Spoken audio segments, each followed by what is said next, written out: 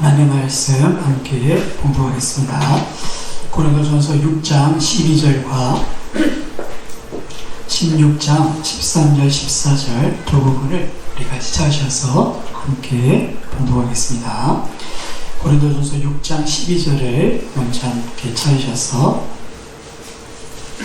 한 목소리로 공부하겠습니다. 고린도전서 6장 12절 자신 줄 알고 공부합니다.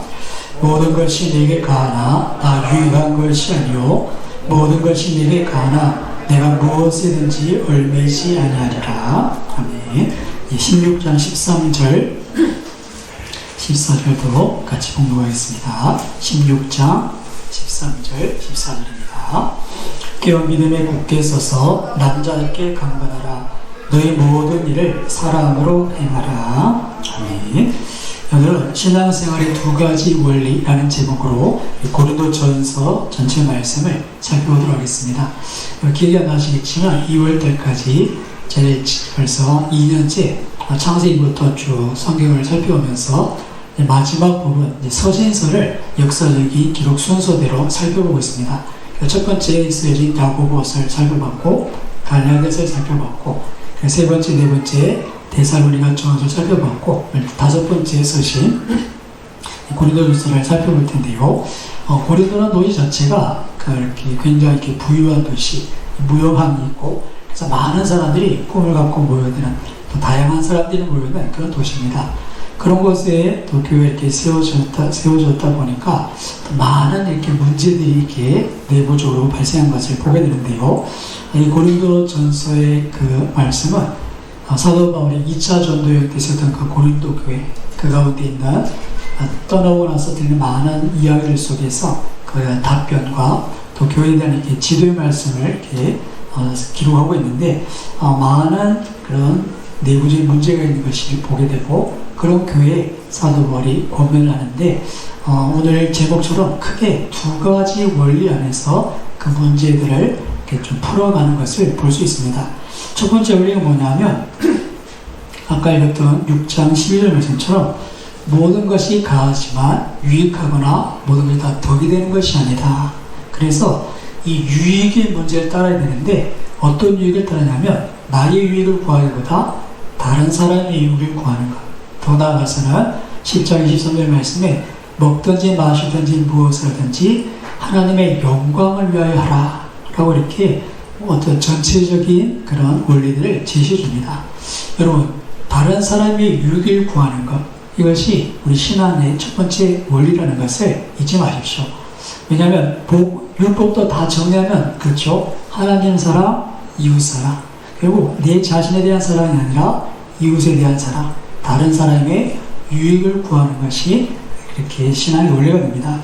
교회에 있었던 고린도에 있었던 여러 문제들을 보면 6장을 잠시 한번 펴보시면요. 6장에 보시면 교회 안에 여러 가지 일들 속에서 성도들 사이에 어떤 문제가 발생했을 때 세상 법정에 나가서 재판을 하는 그런 경우를 소개합니다. 그때 사도 바울의 권면입니다. 아니 교회가 세상을 판단하고 천사들도 판단해야 될 영적인 권위가 있고 그런 신령한 곳인데 어떻게 이런 내부적인 문제를 하나 처리하지 못해서 세상에 가서 세상 법정에 재판을 받느냐. 벌써 그렇게 세상 법정에 가지고 간 것 자체가 이미 너희들이 패한 거다. 너희들이 세상에서 패한 것이다. 그러면서 뭐라고 말씀하시냐면 그렇게 할 바에 차라리 너희가 불의를 당하는 것 너희들이 그렇게 속는 것 그것이 차라리 더 낫지 않겠느냐 그렇게 권면을 하죠. 우리가 여러 가지 이해관계에 매여 있을 수도 있고 또 다른 상황들 속에서 내게 정말 이렇게 부당한 그리고 어떻게 보면 내게 이렇게 해가 되기도 하고 그리고 또 억울한 면도 있지 않겠습니까? 그런 원통함을 풀고도 싶을 텐데 고린도 교회의 사도 바울은 그런 거 하지 말아라. 차라리 네가 불의를 당해라. 그것이 훨씬 더 낫다. 그렇게 권면을 합니다. 왜 그것이 낫다는 겁니까? 교회를 생각한다면 우리 자신을 생각한다면 당연히 세상 법정에 가서라도 원통을 풀어야 되겠죠. 내 유익을 생각한다면 그렇게라도 시비를 가려야 되겠는데 교회를 생각한다면 네가 차라리 불의를 당해라. 그렇게까지 고민하는 것입니다. 8장에 가시면 우상 제물에 대한 이야기를 하고 있는데요. 고린도라는 도시 자체가 신전들이 있고 그 신전에서 제사했던 제물들, 그 고기들이 시장으로 흘러나옵니다. 그런 제물에 대해서 이걸 먹어야 됩니까? 말아야 됩니까? 우리들도 우리 한국교회에서도 이 제사 음식에 대한 그런 문제들이 이렇게 있긴 한데요. 원칙은 그렇습니다. 이 모든 것이 하나님의 것이다. 귀신이 어딨냐? 귀신한테 섬긴 것 말고 하나님께 감사하고 먹으면 못 먹을 게 없다. 우리는 그런 자유가 있다. 하지만 단서가 달립니다. 만약에 그것 때문에 시험 드는 사람이 생기면 먹지 말아라. 내가 유익하지, 내 자신의 유익이 아니라 저 사람의 유익을 생각해서, 저 믿음이 약한 사람을 생각해서 안 먹는 게 덕이 된다. 그래서 먹지 말 것을 권합니다. 아니, 나는 하나님께 감사하고 이거 하나님께 주신 건데 먹으면 되지 하고 고기를 먹는 것, 우리의 자유가 있지만 이것이 다른 사람의 마음에 걸림이 되고 그 사람의 신앙에 해가 된다면 과감하게 그것을 포기하는가, 내 유익을 구하지 않고 다른 사람의 유익을 구하는 것, 이것이 이런 우상 제물에 관한 그런 권면의 기준이 됩니다. 그래서 사도 바울은 8장 마지막 절에 보시면 이런 고백도 하는데요. 8장 13절 같이 한번 공부해 보겠습니다. 그러므로 만일 음식이 내 형제를 실족하게 한다면 나는 영원히 고기를 먹지 아니하여 내 형제를 실족하지 않게 하리라. 아멘. 여러분, 지금도 그렇지만 당시에도 고기를 먹는 것은 흔한 기회가 아닙니다. 흔한 기회가 아니죠. 그런 상황 속에서 사도 바울이 혹시나 이런 일들, 특별히 음식 때문에 실족하는 자가 있다면 난 영원히 고기 먹는 것을 포기하겠다. 그렇게 이야기를 합니다. 무엇 때문입니까? 형제가 실족하지 않도록 형제의 유익을 위해서 내 유익은 내가 포기하겠다. 그런 고백입니다. 이렇게 고기의 문제, 우상에 바쳐진 제물에 대해서 권하고요. 또 9장 또 뒤에 보시면 사도 바울이 이제 자신의 사도권에 대해서 얘기하면서 자신의 자비량 성교를 이야기합니다. 나도 내가 사도로서, 내가 말씀을 전하는 자로서 영의 것을 심고 육의 것을 거두는 것, 이렇게 살해를 받는 것이 가능하지만 그것이 내 권리일 수 있지만 교회의 유익을 생각해서 내가 내 권리를 주장하지 않는다. 그렇게 이야기합니다. 왜요? 초대교회는 힘든 교회입니다. 교회 핍박도 있고 또 교회 구성원 자체가 그 당시만 해도 고린도 교회여도 그 뒤에 보시면 성만찬 문제를 다루는 거 보면 가난하고 힘없는 또 이렇게 노예 신분의 사람이 많아서 늦게 일하다 보면 먹을 것도 없는, 그래서 성찬에서 소외되는 그런 일들이 있습니다. 그러면 교회 형편이 넉넉하지 않은 거죠. 그 사도 바울이 그런 교회를 생각할 때 내가 당연히 받을 권리가 있는데 내 먹고 살 생계비를 달라 요구하지 않고 그가 브리스가 아골라에게 천막 치는 기술을 습득하고 그걸 가지고 자비량으로 이렇게 생활합니다. 왜 그렇습니까? 내 유익이 아니라 교회 유익을 생각하니까 자비량으로 있는 것이 교회 지금 유익하고 덕이 되기 때문이죠. 또 11장에 가면 예배의 자리에 머리에 수건을 쓰는 문제를 다룹니다. 하나님의 교회에서 이렇게 이단에서 성경에 봐라 머리에 여자들 수건을 쓰라 했는데 요즘 교회들은 머리에 수건 안 쓰니까 비성경적이라고 이렇게 비난을 하는데 그 당시 고린도의 그런 전통이나 사회적 분위기가 정숙한 여인은 이렇게 머리에 수건을 쓰고 그 다음에 이렇게 품에 이렇게 옳지 않은 사람은 이렇게 머리에 수건을 안 쓰는 그런 경향이 있었습니다. 그래서 뒤에 보시면 그 전통에 대한 이야기를 하고 있는데 여러분, 내가 신앙생활 하면서 여자들의 신분이 이렇게 어느 정도 인정이 되고 교회 안에서 그 위치가 이렇게 존중이 되죠. 남녀 평등이 되니까. 그런 가운데 내가 은혜를 받았다고, 내 하나님께 자유롭다고 예배 시간에 이렇게 막 머리를 이렇게 그냥 자연스럽게 수건을 뒤집어 쓴 것을 벗어버리고 내가 예배를 서는 것, 본인은 유익할 수 있습니다.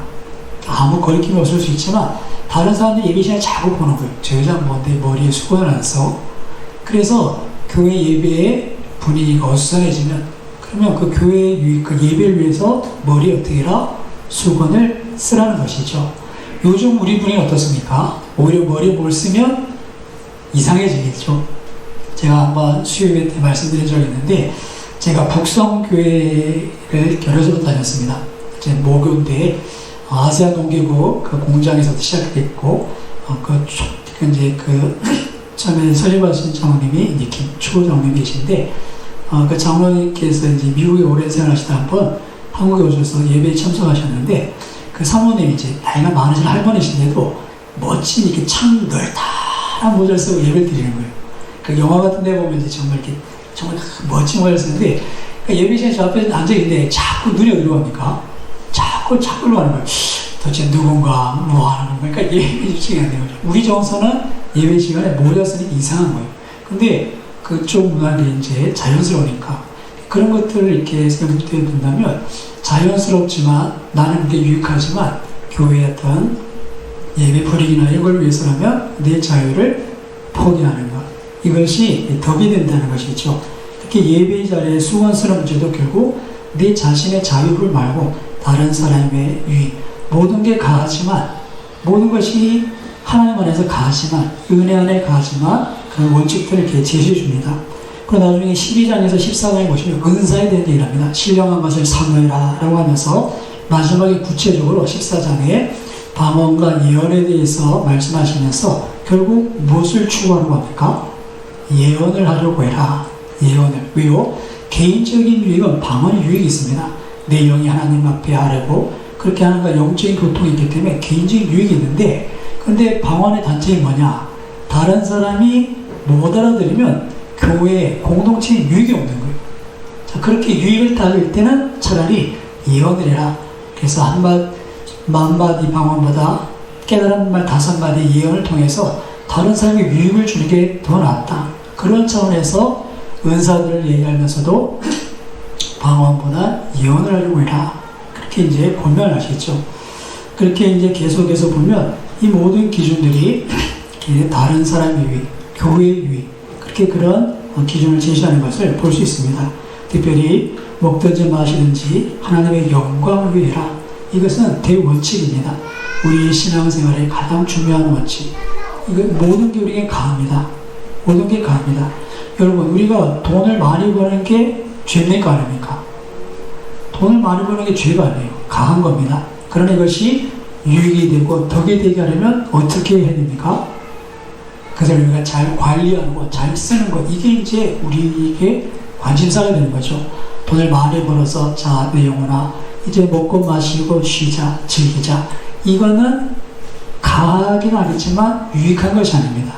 우리에게 물질 주신 하나님 앞에 유익한 것이 아니죠. 그렇게 우리에게 있어서 먹든지 마시든지 이것이 모든 것이 가한데 유익할 수 있고 유익하지 않을 수가 있습니다.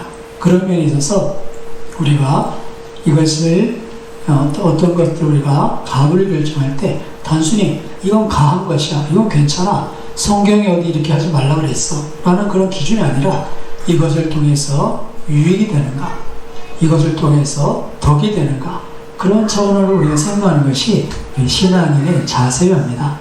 한번 따라해 보겠습니다. 모든 것이 가하나 유익되지 않고 모든 것이 가하나 덕이 되지 않고, 그러니까 가하다고 야 이건 괜찮다고 해서 되는 게 아니라는 것이죠.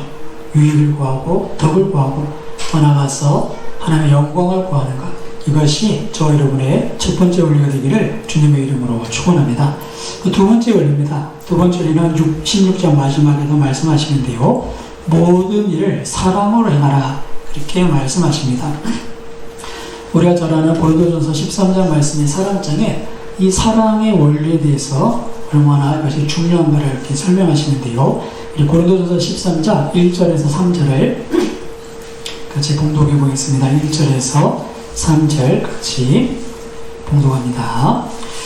내가 사람의 방언과 천사의 말을 할지라도 사랑이 없으면 소리나는 구리와 울리는 꽹과리가 되고, 내가 예언하는 능력이 있어 모든 비밀과 모든 지식을 알고 또 산을 옮길 만한 모든 믿음이 있을지라도 사랑이 없으면 내가 아무것도 아니요, 내가 내게 있는 모든 것으로 구제하고 또 내 몸을 불사르게 내줄지라도 사랑이 없으면 내게 아무 유익이 없느니라. 아멘. 우리가 아무리 좋은 말을 하고 우리가 하나님을 알고 또 우리 통해서 하나님의 놀라운 일이 일어나더라도 그 속에 사랑이 없으면 안고 없는 찐빵이요 오아시스 없는 사막이 되는 겁니다. 그렇게 우리에 있어서 모든 동기는 사랑인데 첫 번째 사랑은 뭡니까? 하나님 사랑이고 두 번째 동기는 이웃 사랑. 우리가 다른 사람을 대할 때 모든 동기가 사랑이라면 그 어떤 행동들 속에 여러 가지 어떤 분명한 선이 없더라도 우리가 정말 사랑한다면 그것들을 어느 정도 이렇게 선을 이렇게 만들어갈 수 있고 또 그런 우리의 행동들이 그렇게 또 다른 사람들에게 이렇게 전달된다는 것을 생각해 볼 수 있습니다. 이 사람이 영적인 존재라서 이 감이 있습니다. 감이, 영감이 있죠. 그래서 정말 이 사람이 나를 사랑해서 이렇게 얘기하는 건지 아니면 그냥 이렇게 내 잘못을 이렇게 그냥 지적하는 건지 그것들이 이제 구별되는 거죠. 물론 그런 어떤 대화나 여러 가지의 우리의 어떤 커뮤니케이션 기술이라고 하면 그런 방법들이 좀 신중해야 되겠지만 근본적으로 그 마음의 중심이 있으면 그 중심이 이렇게 전달되는 것 이것을 저는 이렇게 기억합니다. 그래서 모든 것에서 사랑으로 행하라. 그렇게 사도 바울은 정말 고린도 교회에 서로 파당이 나눠지고 서로 이렇게 내가 낫다, 네가 뭐 낫냐 그러면서 서로 이렇게 싸우던 교회 심지어는 사도 바울에게도 네가 무슨 사도냐 그리고 사도 바울의 그런 사도권에 대해서 인정하지도 않다. 그런 교회 가운데 그런 교회 안에 문제가 있으니까 지지 않으려고 세상 보천까지 가서 문제를 키우는 그런 교회 가운데서도 사도 바울이 정말 앞에는 감사한다 그러고 마지막에는 또 자신 역시 사랑으로 이 편지를 썼다. 그렇게 이 고린도전서를 마무리합니다. 16장 24절 마지막 절을 함께 공부해 보겠습니다. 16장 마지막 24절입니다. 23절과 24절 두 절을 같이 보면 되겠네요. 고린도전서 16장 23절 24절 같이 보겠습니다. 주 예수 그리스도의 은혜가 너희와 함께하고 나의 사랑이 그리스도 예수 안에서 너희 우리와 함께할지어다. 아멘. 사도 바울이 고린도 교회의 이런 여러 현실적인 문제에 그냥 이렇게 엄하게 또 때로는 이렇게 책망하기도 하고 또 시비를 분명히 이렇게 가리기도 합니다. 듣기 불편할 수도 있겠지만 사도 바울은 마지막에 분명히 밝히죠. 나의 사랑이 그리스도 예수 안에서 너희 우리와 함께할지어다. 지금 사도 바울은 정말 그 자신이 세운 교회 정말 그렇게 주님께서 자리를 통해 정말 두렵고 떨림으로 1년 6개월 머물면서 그 고린도 교회를 세웠던 그 주님의 마음을 기억하면서 교회의 여러 가지 문제에 대해 책망을 하지만 그가 잃지 않는 마음, 내가 너를 사랑하고 책망하고 그리고 그 사랑이 너희와 함께 있길 바라는 그런 마음을 우리 끝까지 지켜보게 됩니다. 오늘 우리 시대에도 필요한 것은 다른 게 아닌 것 같습니다. 가정에서도 그렇고 교회에서도 그렇고 또 우리의 삶의 자리에서 나가보면 이렇게 정말 사랑으로 품을 수가 있으면 많은 문제들이 문제가 아닌 것이 된다는 것을 우리가 경험할 수 있을 겁니다. 제가 이렇게 목회자로서 이렇게 쭉 보면서 초대교회 성도들과 우리 신앙의 차이들 이렇게 여러 가지 생각해 보면 정말 주님을 향한 그들의 그 사랑함은 우리가 잘 따라가기 힘들구나. 제가 이렇게 목회자로 이렇게 기도하고 앉아 있으면 옛날 목사님들이 그러셨어요. 목사는 여기 이 2평 여기가 강대상이 집이다. 강대상이 기업이다. 이렇게 말씀하셨는데 그게 무슨 말인지 잘 몰랐는데 요즘은 조금 이해가 되는 그런 게 있습니다. 여기서 정말 하나님께서 주인 삶을 감당하고 특별히 목회자의 마음이 이렇게 교회에 있는 것 그런 것들을 또 이렇게 다시 생각해 보게 되는데 우리 선배 목사님이 정말 세상 욕심 없이 사셨구나 그런 생각을 이렇게 해보게 됩니다. 자기 유익이 아니라 정말 교회를 위해서라면 정말 이렇게 자식들도 안 돌아보고 그렇게 목회했던 선배님들 요즘은 이제 또 목회자 분위기가 또 그렇지 않기도 하긴 하는데 그런 어떤 정말 그런 유익을 구함에 있어서 이렇게 교회를 했던 그 마음들 우리 믿음의 선배님들의 모습들도 이렇게 생각해 보면 그런 마음들이 참 하나님께서 기뻐하시는 복이 있고 또 하나님 그들도 이렇게 복되게 하셨고 또 교회에도 하나님께서 은혜 주셨던 것들을 이렇게 생각해 보면 정말 우리 시대에도 정말 이제는 우리 자신의 유익을 구하는 시대에서 정말 다른 사람의 유익을 구하고 교회의 유익을 구하고 하나님 영광을 구할 자들, 그런 마음들이 저 여러분 가운데에게 또 이렇게 일어나될 때가 아닌가 그렇게 생각해 봅니다. 우리가 23주년을 지나고 계속해서 기도하는 것이 이제는 우리가 자신의 유익을 구하지 않고 교회를 위한 하나님의 뜻에 우리가 아멘하고 그것을 부르신 부르심에 우리가 정말 그 사명에 우리 자신을 드리기를 이렇게 기도하고 있는데요. 오늘 고린도 교회 저 여러 가지 그런 상황들 속에 자신의 유익이 아니라 다른 사람의 유익, 교회의 유익, 하나님의 영광을 구하는 그 길을 생각하고 특별히 사랑으로 모든 일 행해야 될 것들을 마음에 품으시고 이제는 그렇게 우리 한 사람 한 사람 통해서 하실 일들, 우리 삶의 자리, 우리 가정, 또 우리 교회에서 그렇게 하나님께 우리를 통해 만들어 가실 일들을 우리 한번 기대하고 꿈꾸며 기도하면서 나갔으면 좋겠습니다. 분명히 우리를 통해 하실 일이 있습니다. 하나님이 엄한 데 우리 이렇게 던져놓으시고 야외한 데 어딨노 막 찾아다니지 않으세요. 우리를 딱 원하신 자를 세워놓으시고 우리 거기서 어떻게 그냥 늘 이렇게 주목해 보고 계십니다. 우리를 통해서 하나님 일하시려고 우리가 마음을 들이면 하나님께서 정말 그 크신 은혜대로 그 크신 능력대로 우리를 사용하실 겁니다. 이 시간 잠시 한번 기도하실 때 하나님 우리가 아직도 이 시대의 풍조를 쫓습니다. 시대의 생각들을 우리가 이겨내지 못합니다.